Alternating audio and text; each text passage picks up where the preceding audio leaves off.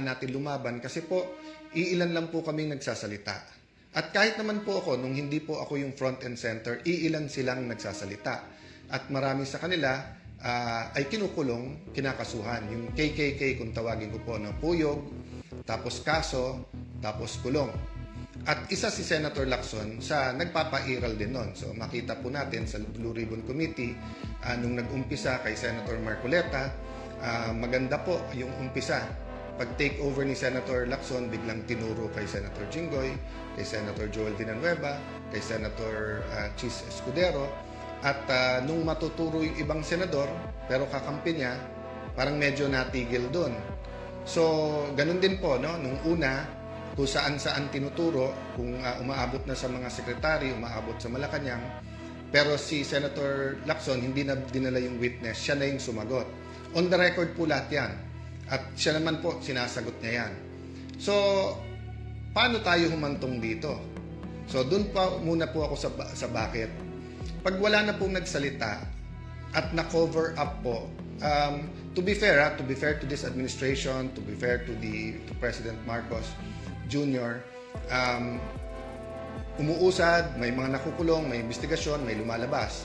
To be fair to Secretary Dizon, for example, iniikot niya yung mga lugar at pinabibilisan. Pero yung hinahanap natin na komprehensibo na lahat ng lugar at lahat ng kontrata, wala. Or bitin pa. And then you have, of course, people, hindi ko na sila isa-isayin, ayaw ko sila maging target. Whether yan ay mga kongresista, yan ay mga progressive groups, yan po ay mga kolumnista, yan po ay mga matagal na sa politika or mga former secretaries ay nagsasalita. Talagang may tinitignan, may tinititigan, di ba? So there are much bigger contractors, especially if they're powerful or powerful contractors of the powerful people, na parang hindi tinitignan. Pero tignan niyo po, katulad sa akin, sa Taguig, after May 11, sinabi ko na po sa inyo, handa ako sa cost. Diba? Mahirap po, mahirap. Marami akong kinailangan sabihan na huwag niyo ako alalahanin kung ako'y kasuhan nila o ikulong. Sana naman po walang patayan, sana po walang assassination plot, and I don't think naman meron. Pero yung kaso at kulong, tinanggap na po namin yan, di ba? At marami nagsasabing, yung kaso ni Senator Marcoleta, wala yan, hindi totoo yan, never nagkaroon ng ganyan, na campaign donation, sasabihin plunder, tapos sinabi yan, sa mga nag-donate, like Mike Defensor, huwag kayong mag-alala, bailable yan, kasi hindi naman, porque nag-donate ka at siya na plunder, ikaw rin, pero kita mo, nakakulong na sila ngayon, di ba? Sabi nga ni Senator Jinggoy, sa tamang panahon, di ba, yung ebidensya din ng hawak niya. So, mabigat po kung tingin nyo po hindi stressful, kung tingin nyo po kahit kami nakasmile na parang araw-araw, tinatanong namin sa sarili namin kailan magbabago, kailan po ang mahirap, hindi na kailangan isipin ang pagpapagamot sa kanilang mga anak, kailan po ba yung mga probinsyang napabayaan ay magkakaroon din ng tren, ng internet. Yan po ipangarap natin lahat. Ang question, sinong tatayo, sinong lalaban, sinong magsasalita. Madali pong sabihin matapang pag nasa administrasyon. Senator Lacson ay never doubted na matapang. Pero katulad ngayon, kaya madaling magturo sa lahat, lahat na sa kanya eh. Lahat sa administrasyon, lahat kakampi niya eh. Di ba? So, ibig sabihin, magpalitan man kami ng akusasyon, hawak niya lahat. Sa akin, sinong tutulong, sinong may hawak ng dokumento na ilalabas. Pag pinail ko halimbawa libel, kasi kung ano-ano sinasabi, baka matanggal pa ang piskal eh, kapag ka-pinail nila, no? Yung kaso sa mga committees, I believe naman hindi independent sa bawat isang mga senador, pero yun nga kasi style ni Senator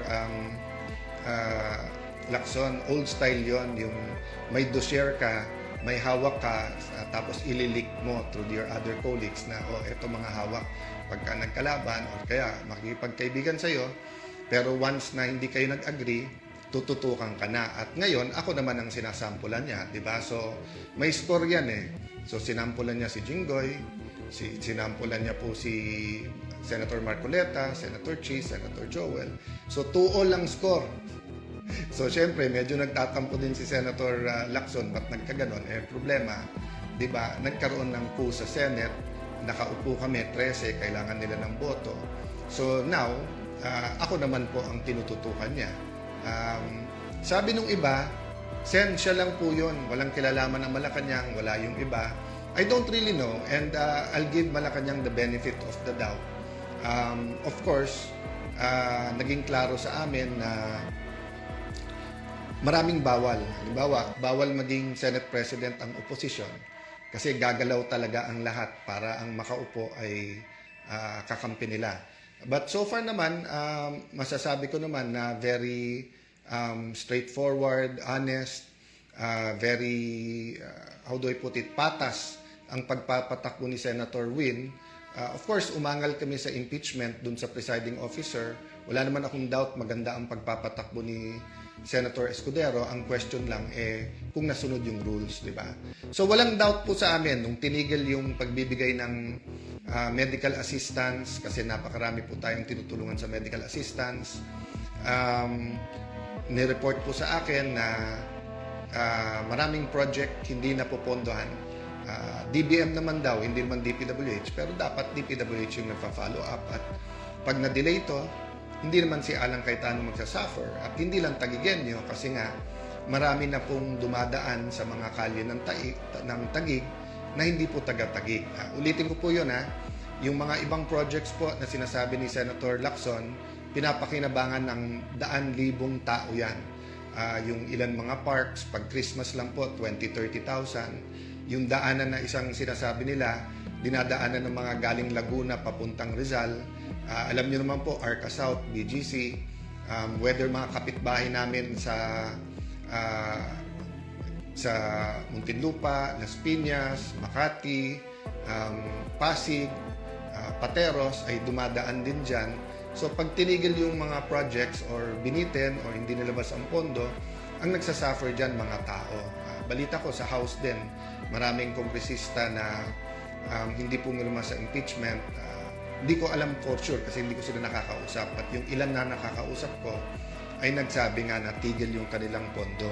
So ang hiling na lang namin, so tanggap na namin yon. Marami kaming tanggap. Tanggap namin maging target, tanggap namin iimbestigahan kami, tanggap namin kakasuhan kami, tanggap namin na bawal na maging majority o Senate President, bawal yung ibang projects. But hiling namin, ang konstitusyon, ang constitutional processes ay respetuhin.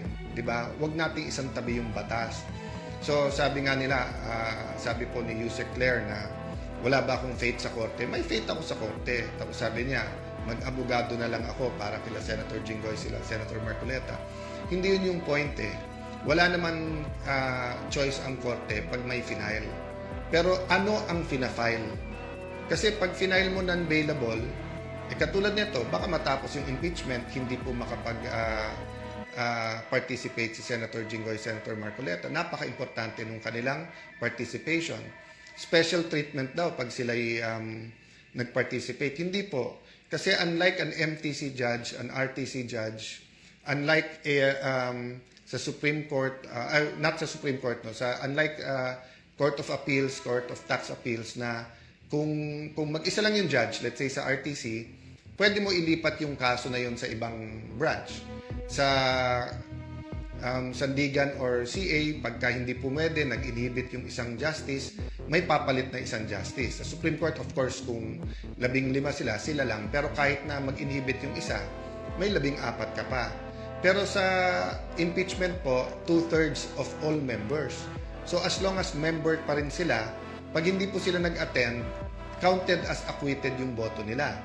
Pero hindi sila nakakapagtanong, hindi nila na-observe ang sagot ng witness ng bawat isa. Kaya nga sinasabing sui generis or one of a kind yung impeachment. So, dito po ako nagtataka kay Senator Lacson. Pagka nagsasagutan kami, siya nagagalit, pero siya naman po ang araw-araw may pinopost o sinasabi, ako naman po ay sumasagot. Pagka may sinabi ako, babaliin niya.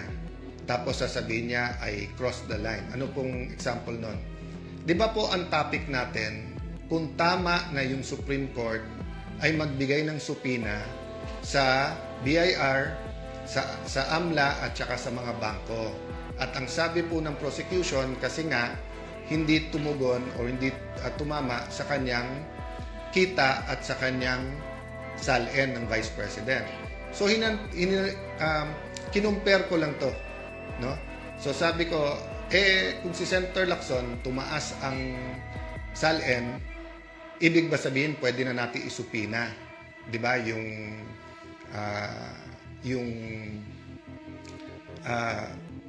BIR, AMLA at saka no. Ako din ang sumagot. Sabi ko hindi. Kasi just because tumaas ang SALN mo, hindi ibig sabihin may mali. So hindi ko na siguro kasalanan kung mali ang rinig niya. Of course, sa kanyang pamilya or sa mga malalapit sa kanya na stress, paumanhin na na-stress kayo. Kasi kung yun yung interpretasyon, ang interpretasyon na sinasabi ko nga, walang masama. Kaya nga sabi ko, dapat may ebidensya, may accusation na may mali or may corruption. Hindi ko sinabing ganon. Pero nung sinabi niya kasi sa akin na may anomalya sa Taguig, so syempre sabi ko, edi side by side tayo, di ba? Lista ako ng 2-3 na meron din ako suspicion na hindi maayos sa iyo. O tapos yung sa akin, and then yung sa bayan. So ulitin ko po nung nag-umpisa to, sabi ko, gusto mong imbestigahan si Alan Cayetano or kahit anong tingin mong link sa akin, sige, pero isabay natin sa investigasyon sa'yo, and then, ang dapat primary investigation, yung sa pangkalahatan sa buong bansa, yung flood control. Sabi niya, hindi, unahin natin si Alan Cayetano. Okay, so ano nangyari at bakit niya sinasabing humihingi ako ng ceasefire? So nung simula siyang magsabi ng mga alegasyon, nakikinig lang ako, sabi niya may ghost. Di naman niya sinabi ko saan. So syempre, sinabi ko lang, wala. O tapos, inaraw-araw na niya ako. Tapos totoo na nag-uusap-usap yung mga senador at alam niya yon.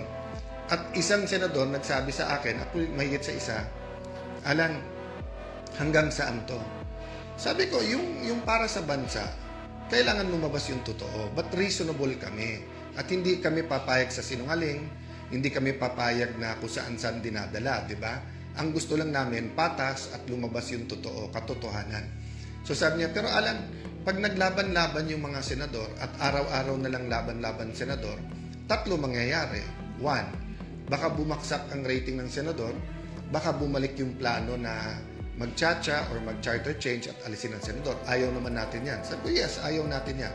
O, pangalawa, baka mawala yung focus sa mga anomalya na dapat tinitignan natin sa iba't ibang mga ahensya. Sabi ko, yes, unless yan ang gusto ni Senator Lacson.